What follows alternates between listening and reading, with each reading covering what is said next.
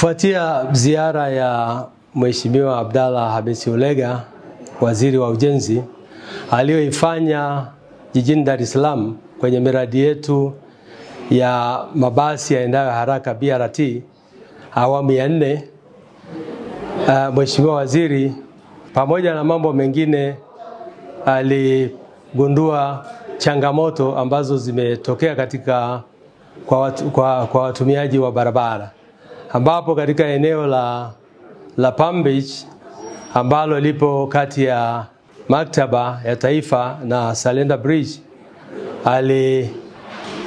kuna kazi mkandarasi anayetekeleza kipande hicho cha kutoka Maktaba Mwenge mpaka Ubungo amefumua barabara katika eneo hilo na kusababisha usumbufu mkubwa kwa watumiaji wa barabara. Mkandarasi huyu anayetekeleza eneo hilo ni China Geoengineering Corporation, na anasimamiwa na mhandisi mshauri Kuno Engineering and Consulting Company Limited. Kufuatia ukaguzi huo na changamoto aliyokutana nayo katika eneo la Palm Beach, Mheshimiwa Waziri alitoa maelekezo yafuatayo. Mosi, kumchunguza na kuchukua hatua stahiki kwa mhandisi mkazi ambaye alishindwa kuhakikisha kwamba taratibu za kuanzisha kazi kwenye eneo jipya zinazingatiwa.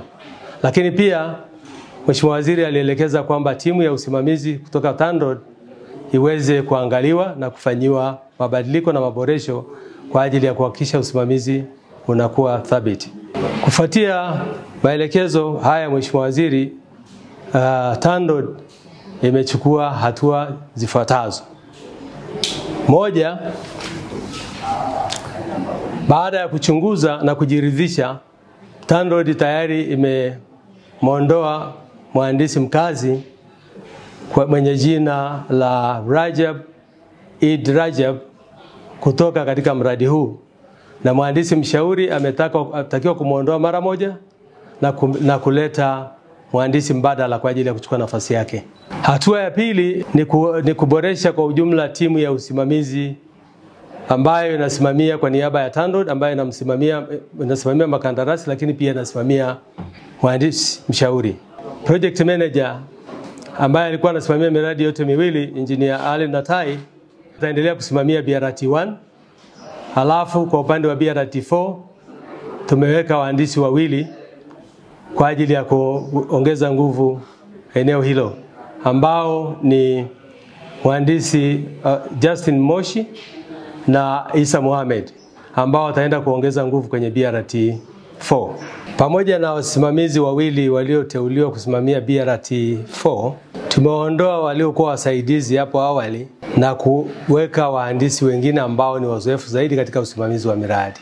Naomba kuchukua fursa hii pia kutoa rai kwanza kwa makandarasi wote ambao wanatekeleza miradi yetu maeneo mbalimbali nchini, na hasa miradi ambayo inatekelezwa kwenye maeneo ya miji yetu ambayo yana changamoto nyingi, kutimiza wajibu wao kimkataba wa kuhakikisha kwamba wanafanya kazi kwa mujibu wa taratibu na kufuata maelekezo ya mhandisi mshauri, ikiwa ni pamoja na kuhakikisha kwamba kazi inatekelezwa kwa wakati ili kuweza kupunguza muda wa usumbufu kwa wananchi ambao barabara nyingi kati ya hizi zinakuta ni barabara ambazo tayari ziko kwenye matumizi. Kwa hiyo hivi kupunguza usumbufu, barabara hizi zinatakiwa makandarasi wetu tunawataka wazitekeleze kwa haraka, lakini bila kucompromise kwenye swala la ubora.